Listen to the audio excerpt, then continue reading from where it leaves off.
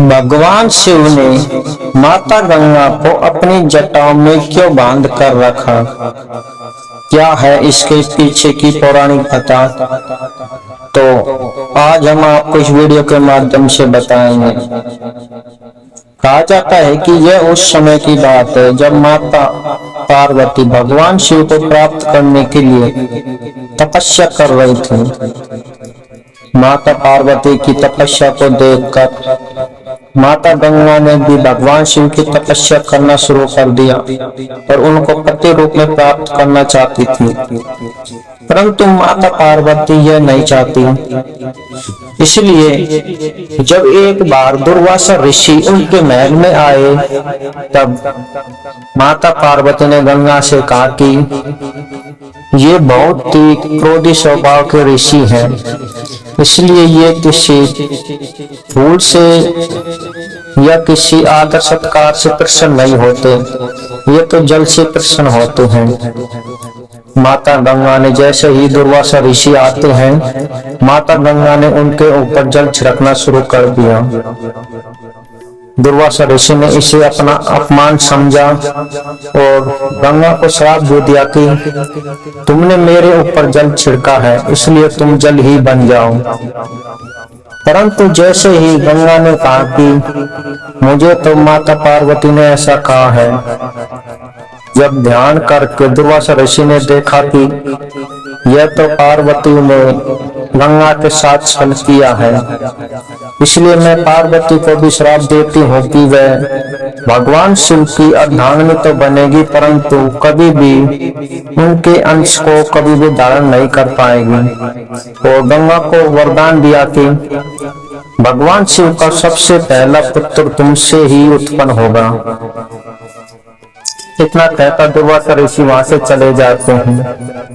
जैसे ही गंगा जल में परिवर्तित होने लगती है, तभी वहां पर ब्रह्मदेव आते हैं और उसे कमंडल में भरकर ले जाते हैं।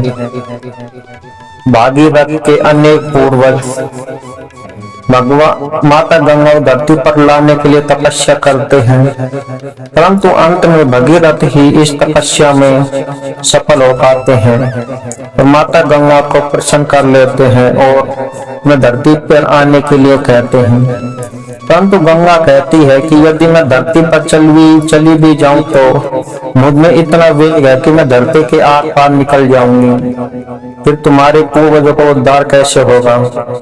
इससे दुखी होकर भगीरथ ने फिर भगवान शिव की तपस्या करना शुरू कर दिया और उन्हें प्रसन्न कर लिया और कहा कि हे भगवान, आप माता गंगा को अपनी जटाओं में धारण करें और उन्हें धरती लोक पर प्रवाहित करें।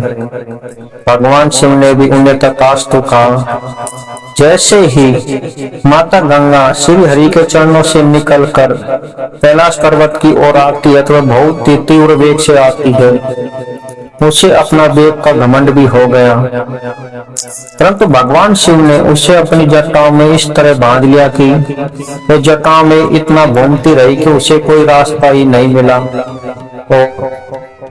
वह अपने उसका घमंड दूर हो गया।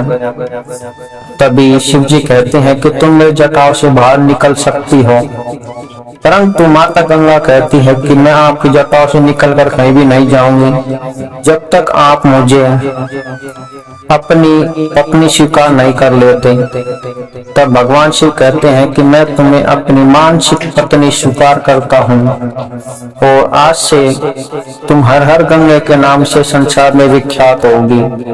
तभी से हर हर गंगे का जयकारा लगता रहा है, क्योंकि माता गंगा भगवान शिव की मानसिक पत्नी भी है और पहला पुत्र कार्तिकेय माता गंगा से ही उत्पन्न हुआ था। यही कारण था कि गंगा जी भगवान शिव की जटाओं में रहती है, क्योंकि वह भगवान शिव की मानसिक पत्नी भी है। इसलिए भगवान शिव ने उसे अपनी जटाओं में धारण किया और भगीरथ के पूर्वजों का उद्धार हुआ। यदि आप इस पौराणिक कथा से सहमत हैं, तो यदि आपको अन्य कोई जानकारी भी है तो कमेंट में अपनी राय अवश्य बताएं और कमेंट में हर हर गंगे अवश्य लिखें।